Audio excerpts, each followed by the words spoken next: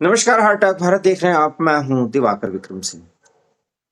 पूरे देश में इस समय दिवाली पर्व को लेकर के सरगर्मियां हैं और इस बात को 140 करोड़ की आवाम ही नहीं मान रही है या बोल रही है या ऐसा प्रदर्शित कर रही है, बल्कि विदेश से आने वाले मेहमान भी भारत के दिवाली फेस्टिवल को लेकर के विशेष उत्साहित दिखते हैं। कम से कम ब्रिटेन के प्रधानमंत्री केयर स्टारमर 2 दिन की भारत यात्रा के दौरान भारत के साथ जितने भी समझौते किए और जो भारत और ब्रिटेन का समझौता हुआ है, उससे आने वाले 10 सालों में जो संबंध भारत के और ब्रिटेन के बनने वाले हैं, इस पर हम पहले ही बात कर चुके हैं और वो वीडियो हम आपको बता दे देंगे उसमें, और वो आप देख लीजिएगा। जितनी बातों पर हमने चर्चा की है वो सब बातें लगभग हुई हैं और समझौते भी वैसे ही हुए हैं। तो आप कमेंट बॉक्स में जाकर के हमारे उस वीडियो को, जो मैंने कल बुधवार के दिन बनाया था, जैसे ही स्टारमर वहां पर पहुंचे थे और आगे की गतिविधियां बढ़ने वाली थी, तब मैंने वो वीडियो बनाया था। और आज ये स्पष्ट हो चुका है कि रक्षा से लेकर के व्यापार के हर क्षेत्र में क्या कुछ समझौते हो गए हैं। इसी बीच, ये तो बात हुई भारत और ब्रिटेन के संबंधों की। इसी बीच अफगानिस्तान के विदेश मंत्री आमिर खान मुतवक्की भारत आ चुके हैं। 8 दिन भारत में रहेंगे। तालिबान के प्रतिनिधि हैं, तालिबान सरकार में वो विदेश मंत्री हैं, अफगानिस्तान का प्रतिनिधित्व कर रहे हैं। उनका झंडा या एक राजकीय यात्रा के तौर पर इसको मान्यता नहीं मिल सकती। ये एक जो अंतर्राष्ट्रीय नियम के मुताबिक, क्योंकि संयुक्त राष्ट्र संघ में अफगानिस्तान को तालिबान सरकार को मान्यता नहीं मिली। लेकिन जो रिश्ते हमारे दोनों के बीच बनने जा रहे हैं वो बेहद महत्वपूर्ण है और इसको लेकर के पाकिस्तान में बेचैनी बहुत बढ़ चुकी है। इसी बीच भारत के रक्षा मंत्री से लेकर के सेना प्रमुखों ने जो कुछ भी कहा है और अरब सागर में नौसेना की जो गतिविधियां बढ़ रही हैं, इसके काउंटर में पाकिस्तान में क्या कुछ चर्चा चल रही है और क्या पाकिस्तान की सैन्य तैयारियां हैं, वो इस बात की तस्दीक करती हैं कि आने वाला ये ठंड, जिसकी आहट लगभग उत्तर भारत में हो चुकी है, वो बहुत खतरनाक हो सकता है। अर्थात इंटरनेशनल बॉर्डर पर गर्मी बढ़ सकती है। ये बात हम 10 मई से आज तक जब भी कर्नल सर और हम बातचीत में आपके साथ आए हैं, ये करते रहे हैं। तीनों मुद्दों का क्या लबोलुआब है, आने वाले समय में इसका क्या कुछ दिखाई देने वाला है, जहां तक अंतरराष्ट्रीय राजनीति का संबंध है, आज इस वीडियो में इसी पर चर्चा करेंगे। कर्नल वीरेंद्र शाही सर, हम आपसे ही शुरुआत करते हैं। ब्रिटेन के प्रधानमंत्री और अब अफगानिस्तान के विदेश मंत्री, और वो भी रूस से होकर के यहाँ पर आए हैं। पाकिस्तान तो बहुत बेचैन है और बॉर्डर पर कुछ गतिविधियां संकेत कर रही हैं सर कि ये ठंड काफी गर्मी भरा होगा। धन्यवाद दिवाकर जी। आज फिर एक अच्छा महत्वपूर्ण आपने विषय लिया है और जो कुछ सरगर्मियां नजर आ रही हैं उसमें आपने बड़ा सुंदर तरीके से कहा कि आने वाली सर्दी शायद इतनी सर्द ना हो जितनी गर्म हो जाए। वैसे भी जो नंबर ऑफ मिसाइल्स रोज फायर किए जा रहे हैं संसार में, और दूसरी तरफ हम वार्मिंग की बात करते हैं, तो वार्मिंग तो होगा ही होगा, अर्थ वार्मिंग चल रहा है ये। जहां तक भारत और पाकिस्तान का सवाल है, आपने ठीक कहा, कुछ सरगर्मियां हो रही हैं और बॉर्डर स्टेट में रहते हुए जो कुछ मेरी दृष्टि में आता है, जो हमेशा जब जब जंग शुरू हुई इस तरह के कुछ करिश्मे देखे गए। कुछ अनजान लोगों का बॉर्डर क्रॉस करके इधर आ जाना, कुछ लोग पकड़े गए हैं। वो टो लेने वाले भी हो सकते हैं, वो रेकी वाले भी हो सकते हैं, भूले भटके कह देते हैं उन्हें, पर आमतौर पर वो भूले भटके होते नहीं हैं। उसके साथ ही जो पिछले कुछ युद्धों में 65, 71, उसके बाद कारगिल का ये जितने भी युद्ध मैदान गर्म हुए थे, रजौरी, नौशहरा, इन सब तरफ इंटरनेशनल बॉर्डर या लाइन ऑफ कंट्रोल के पार पाकिस्तान की तरफ हरकत देखी जा रही है। सियालकोट बॉर्डर और छम बॉर्डर तो मेरे काफी करीब हैं, और जब मैं लोकल समाचार मिलते हैं तो नजर आता है कि उस तरफ उनकी काफी कुछ हरकत हो रही है। ट्रुप्स को आगे लाया जा रहा है, टैंक्स की हरकत देखी गई है, गन्स आगे आ रही हैं, टैंक ट्रांसपोर्टर्स नजर आ रहे हैं, कन्वॉयर्स देखे गए हैं जो ज्यादा रात के समय चलते हैं। तो इस तरह की हरकत पूरे बॉर्डर में जे.एन.के तो खास तौर पर जो इंटरनेशनल बॉर्डर आता है पंजाब से और उसके बाद हमारे अखनूर के इलाके तक चिकन नेक की जगह, उसके बाद जो खौड़ का और नौशहरा का, जौरियां का, पुंछ का, इस सब के पार कुछ न कुछ हरकत देखी जा रही है। इसी तरह की हरकत कश्मीर के बॉर्डर पर भी देखी गई है, और ये कुल मिलाकर कहते हैं कि जैसे पाकिस्तान शायद एक तो एटमॉस्फेयर बना रहे हैं कि उन्हें बाहर से भारत का अटैक का डर रिएक्शन है, देखा जाए। इसलिए इसलिए उसकी तैयारी कर रहे हैं। पर एक सैनिक दृष्टि से मेरे ख्याल में ये हरकत कुछ तैयारी से अधिक लगती है, और ट्रेंचेस खोदते नजर आए हैं लोग मुरीद के वगैरह में, सियालकोट के एरिया में वो डीप ट्रेंचेस बना रहे हैं। इन सब को मिलाकर देखा जाए तो एक तैयारी पूरी है।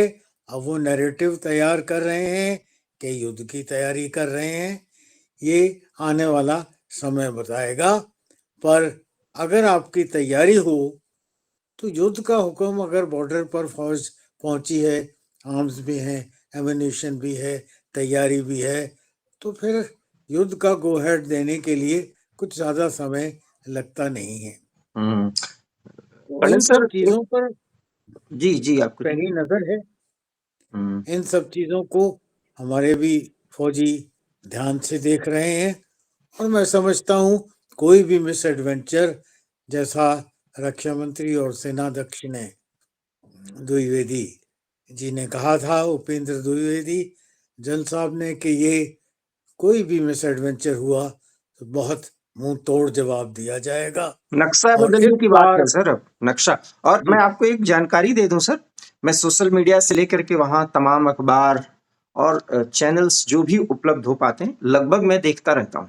मेरा ज्यादा समय पाकिस्तान की खबरों पर रहता है। जी पाकिस्तान में सोशल मीडिया से लेकर के मीडिया में उनकी चर्चा है कि भारत जंग की शुरुआत करेगा। ये वर्डिंग्स हैं उनके आम तौर पर, चाहे वहां के जाने माने सहाफी हों, मतलब जर्नलिस्ट हों, एनालिस्ट हों, या अब तो वहां के भी ज्योतिषियों में, पाकिस्तान में भी ज्योतिष का खेल चल रहा है कि कब क्या क्या होगा। उसमें पूरा कश्मीर बॉर्डर से लेकर के खैबर पख्तूनख्वा तक क्या कुछ हो सकता है, और उसमें अफगानिस्तान और भारत के मिली भगत की भी बात कर रहे हैं। बड़ा महत्वपूर्ण है सर, क्योंकि वहां पर ये कहा जा रहा है, और ये कहा जा रहा है कि जैसे ही पता चले पाकिस्तान को युद्ध की शुरुआत कर देनी चाहिए, क्योंकि इस बार भारत बहुत ही ज्यादा नुकसान पहुंचाएगा।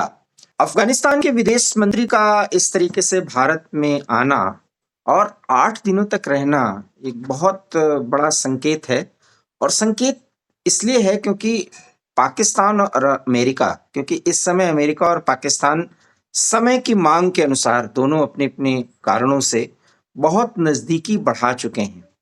और अब तो खबर ये भी है सर, आपको भी पता ही होगा, क्योंकि डिफेंस एनालिस्ट हैं, कि अमेरिका सप्लाई भी कर रहा है कुछ मिसाइल्स जो भारत को ही ध्यान में रख करके दिया गया है। अगर युद्ध होता है और वो सप्लाई वहां पहुंच चुकी होगी तो इसका नुकसान भी होगा। ऐसे में बगराम एयरबेस को लेने की बात डोनाल्ड ट्रंप बराबर करते रहे हैं, और इस पर एक दबाव भी बनाया जा रहा है। मुझे लगता है कि इसी को लेकर के अफगानिस्तान पर दबाव अमेरिका बढ़ा पाएगा पाकिस्तान की मिलीभगत से, और पाकिस्तान भी चाहता है, क्योंकि खैबर पख्तूनख्वा इलाके में जो स्थितियां तहरीके तालिबान पाकिस्तान ने बना दी है, उसका समर्थन है अफगानिस्तान के तालिबान सरकार की। और अफगानिस्तान और भारत के रिश्ते बेहद मजबूत होने जा रहे हैं। उसके पुनर्विकास में भारत पहले से भी ज्यादा, गनी सरकार जब चल रही थी उससे भी ज्यादा रणनीतिक तौर पर भारत अफगानिस्तान के निकट आएगा इस तालिबान सरकार में। मुझे ऐसा लगता है सर कि अफगानिस्तान के जरिए भारत बहुत बड़ी समस्या पैदा कर सकता है, एक फ्रंट खोल सकता है। ये पाकिस्तान मानने लगा है और इसकी चर्चा पाकिस्तान के भीतर हो रही है। दिवाकर जी, हमारे रिश्ते अफगानिस्तान से और ज्यादा बेहतर हुए हैं, इसमें कोई शक नहीं है। और ये एक बड़ी सेंसिटिविटी है पाकिस्तान के लिए, क्योंकि APK का इलाका पहले ही उनसे उलझ रहा है। पश्तून उनसे पहले ही उलझ रहे हैं। रेस्टलेसनेस सिंध के इलाके में भी देखी जा रही है। अब उनके इंफ्रास्ट्रक्चर वगैरह जो बन रहे थे वो भी सामने बात आ गई। इन दी सर क्रीक एरिया वो भी खुल गया। तो इस तरह से कुल मिलाकर पाकिस्तान की सेंसिटिविटीज ज्यादा हैं। और जब मैं ये बातें करता हूँ, मुझे भूलना नहीं चाहिए और देश को भूलना नहीं चाहिए कि हमारे यहाँ भी कुछ सरगर्मियां ऐसी हो रही हैं। अभी लद्दाख उभरा नहीं था अपनी डिमांड से कि हम स्टेट बनाएंगे 3 लाख लोगों की, शायद 3 करोड़ बोल गया मैं पिछली बार। जी जी वो 3 लाख की तो आबादी है और स्टेटहुड मांगते हैं। और किस तरह उनका पर्यावरण बाधक बन सकता है हमारी वहाँ की डिप्लॉयमेंट्स में, हमारे वहाँ के इंफ्रास्ट्रक्चर के रास्ते में। बरेली शुरू हो गया, महाराष्ट्र का सीन देख लिया। तो ये सब जो यहाँ भी हो रहा है, और बिहार का इलेक्शन अनाउंस हो गया है, वहां भी कुछ छोटी मोटी सरगर्मी हो जाए तो बहुत बड़ी बात नहीं है। कलकत्ता में जिस तरह एक मेंबर ऑफ पार्लियामेंट पर अटैक हुआ, ये चीज भी भड़क सकती थी, काफी भड़क सकती इंटरनल थी। सिक्योरिटी पर आपका कंसर्न बहुत ही वाजिब है, क्योंकि अगर हम अंदर से कमजोर रहेंगे, सर आपकी बात में मैं और जोड़ता हूं, तो पाकिस्तान अंदर से इतना बिखरा हुआ है इस समय। खैबर पख्तूनख्वा इलाका, वहां पर पाकिस्तान की सेना का कोई मतलब नहीं। सिंध में, आधा सिंध में पाकिस्तान की सेना बहुत मुश्किल से अपने को सस्टेन कर पाती है। बलूचिस्तान में उसका कोई मतलब ही नहीं। और POJK में कंट्रोल तो किया है इन्होंने 2-3 दिनों में, लेकिन वहां पर भी ये स्थिति है नहीं कि पाकिस्तान की सेना का लोग बहुत हृदय से स्वागत करें। इतने अनरेस्ट की स्थिति में सिर्फ एक ही रास्ता बच जाता है मुनीर एंड कंपनी के लिए। मैं प्रधानमंत्री शहबाज शरीफ का नाम भी नहीं लेता। वैसे ही जैसे भारत के संदर्भ में जब बात होती है तो राहुल गांधी की बातों को मैं बहुत तवज्जो नहीं देता, लेकिन कांग्रेस पार्टी के विचार को मैं मानता हूं और उसका जो भी एनालिसिस करना होता है वो करता हूं। मुनीर एंड कंपनी के पास भारत के खिलाफ जंग की शुरुआत करने के पहले कश्मीर हो या इंटरनेशनल बॉर्डर पर कुछ न कुछ गड़बड़ी करवाने के अलावा कोई चारा ही नहीं होगा, क्योंकि जैसे ही भारत का मामला आएगा वो अपने बिखरे हुए आवाम को, कट्टरपंथियों को एक साथ ला पाएंगे और उसी से उनका वजूद और पाकिस्तान का ये जो बिखरा हुआ वजूद है जिसको बचाने की कवायद में अमेरिका भी जुड़ा हुआ है, वो बना और बचा पाएंगे। इसलिए ये दिसंबर तक का समय और अगले फरवरी, मतलब जनवरी फरवरी 26 तक का समय तो बहुत ही खतरनाक है, क्योंकि सर आप तो सैन्य मामलों के जानकार हैं। 2-2, 3-3 लड़ाइयां आप लड़े हैं। ठंड के मौसम में इंटरनेशनल बॉर्डर पर जो कुछ भी करना होता है करने में आसानी रहेगी, थोड़ा सा ठीक ठाक रहता है मामला। उस पर ज्यादा हम चर्चा नहीं करेंगे क्योंकि देश की सुरक्षा से जुड़ा हुआ मामला है। इंटरनल सिक्योरिटी भारत में जगह जगह उसी हिसाब से टैकल भी किया जा रहा है सर। लेकिन अफगानिस्तान का भारत के साथ बहुत नजदीक आ जाना भी पाकिस्तान को बेचैन करेगा कि ज्यादा नजदीकियां बढ़े। इसके पहले अमेरिका के साथ मिलकर के कुछ न कुछ अफगानिस्तान के साइड या इंडिया के साइड वो न्यूसेंस क्रिएट कर दें। ये उनका डीजीआईएसपीआर भी करेगा, मुनीर की ये रणनीति भी होगी, सैन्य रणनीति जो उनकी है ये हो सकती है। और सर क्रीक का मामला तो आपने बताया ही था पहले कि वहां भी गतिविधियां देखी गई थी और इसी कारण से राजनाथ सिंह को इतना बड़ा बयान देना पड़ा। और सेना प्रमुख ने इतने आसानी से तो कोई बात कही नहीं थी कि परवरदिगार या वाहेगुरु चाहेगा तो इस बार सीमा पार करेंगे हम। तो कुछ सर आप कहना चाह रहे हैं? मैं ये कहना चाह रहा था कि पाकिस्तान की आर्मी और अमेरिकन मिसाइल वो सब तो इफेक्टिव होने में कुछ समय लगेगा। वो ऐसी चीज नहीं है कि बाजार से लाया फुलझड़ी और आपने घर में आते ही चला ली। उनके बेसिस भी बनते हैं, उनकी ट्रेनिंग भी होती है, उस समय तो कुछ समय लगता है। मैं समझता हूँ उस समय से पहले अगर हमने जवाबी स्ट्राइक करनी है तो वो हो चुकी होगी। मैं जो दूसरी तरफ देख रहा हूँ, ये जो तंजीमों को तैयार कर रहे हैं, आज की लोकल जो हमारी सिक्योरिटी रिपोर्ट है, तकरीबन 125 से 150 लश्कर तैयबा, हिजबुल मुजाहिदीन और उसके अलावा जो नई तंजीमें नए नए नामों से खड़ी हुई हैं, उसके तकरीबन 120-130 लोग बॉर्डर क्रॉस करने के लिए तैयार हैं। तो ये मेरे ख्याल एज ए फोर्स मल्टीप्लायर इनको यूज करेंगे। ये जगह जगह छुटपुट हरकत इस तरह की करेंगे कि वो ध्यान आकर्षित कर सकें हमारी सिक्योरिटी फोर्सेस का। हो सकता है कि जो क्रॉस बॉर्डर फायरिंग हो वो इनको पुश इन करने के लिए हो और उसी में कुछ एस्केलेशन हो जाए और बात थोड़ी सी बड़े वेपन्स पर पहुंच जाए। सर एक इस पाकिस्तान तरह में का कुछ सीन बनता मुझे नजर आ रहा है, जिसके लिए हमारी फोर्सेस तैयार भी हैं, सजग भी हैं और सुदृढ़ रूप से जवाब देने के शक्ति भी रखती हैं। सर पाकिस्तान के सोशल मीडिया में भी ये चर्चा है कि दिवाली इस बार भारत कुछ अलग तरीके से मना सकता है। हालांकि वो भी अपने यहाँ पर कड़ी कड़ी बातें कह रहे हैं जो कट्टरपंथी हैं कि भारत को इस बार 6 नहीं, इस बार 3 गुना जहाज गिराया जाएगा, ये किया जाएगा, वो किया जाएगा।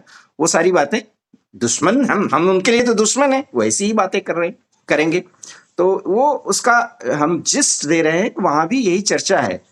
जब इतना जनमानस को तैयार करने की स्थिति में ला दिया जाता है तो वो जो बॉइलिंग पॉइंट होता है वहां से थोड़ी सी ही बात तो आगे बढ़नी है। इसलिए आने वाला समय बेहद खतरनाक होने जा रहा है।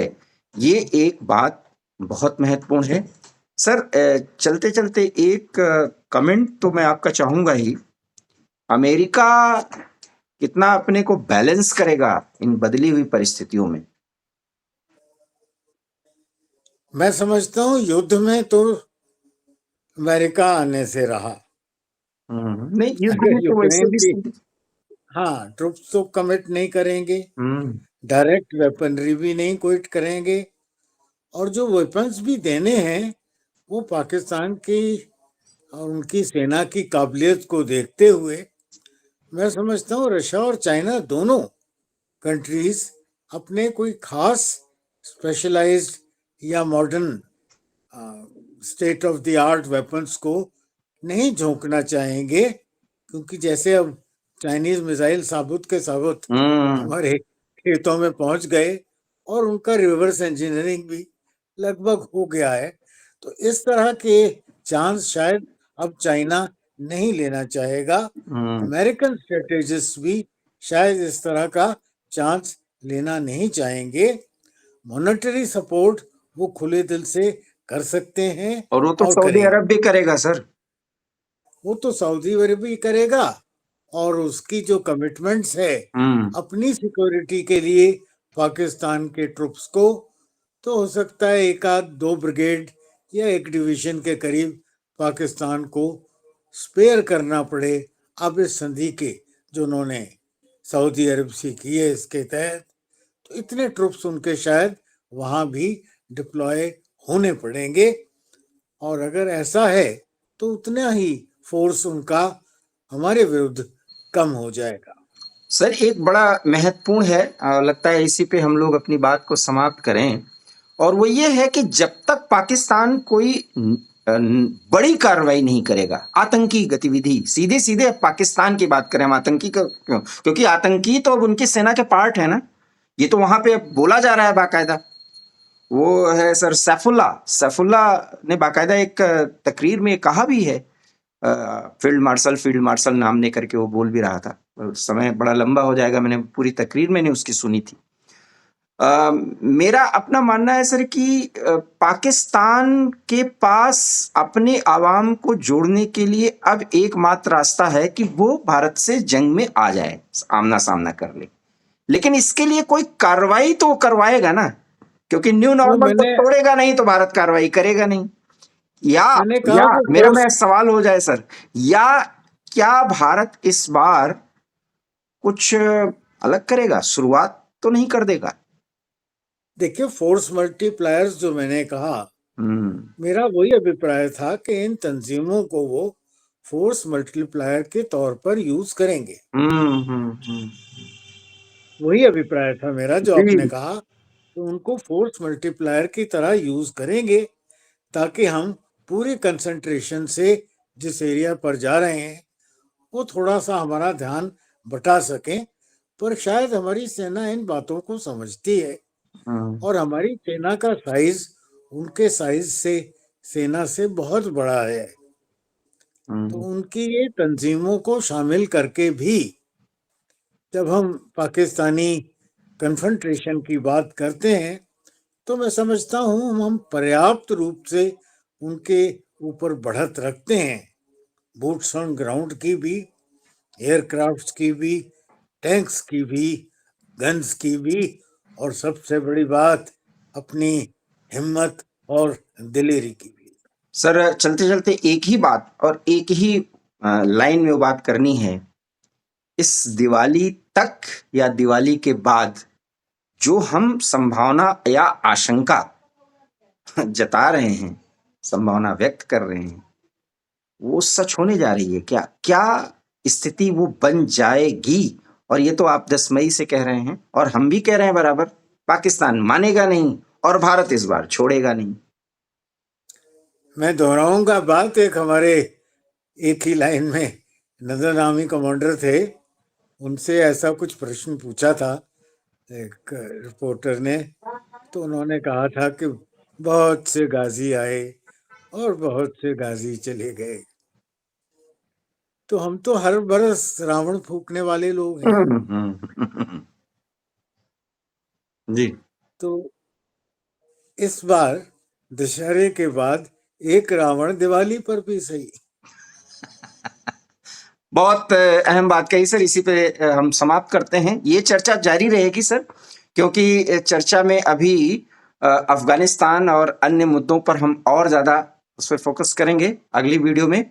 लेकिन कर्नल सर ने जम्मू रीजन में या कश्मीर या इंटरनेशनल बॉर्डर पर जो गतिविधियां देख पा रहे हैं, वो संकेत जो है उसको जरूर समझिएगा और इस वीडियो में कही गई बातों पर कमेंट करिएगा देश की खातिर, ताकि हम सजग हो सकें। कर्नल सर की कही बातों को फैलाने के लिए वीडियो को ज्यादा से ज्यादा शेयर कर दीजिए, आपसे अनुरोध है।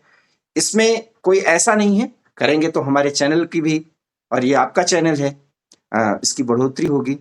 लेकिन देश की खातिर इनकी बातों को जरूर शेयर करिए, क्योंकि इंटरनेशनल बॉर्डर पर ही रहते हुए जो बातें ये कह रहे हैं वो आने वाले बड़े खतरे की आहट है। हमारा वीडियो पसंद आया हो तो लाइक भी कर दीजिएगा, और प्लीज अगर चैनल हमारा सब्सक्राइब नहीं किया हो तो सब्सक्राइब कर लीजिएगा। बहुत बहुत धन्यवाद। अगली वीडियो में फिर मिलेंगे सर, नमस्कार। धन्यवाद, धन्यवाद दिवाकर।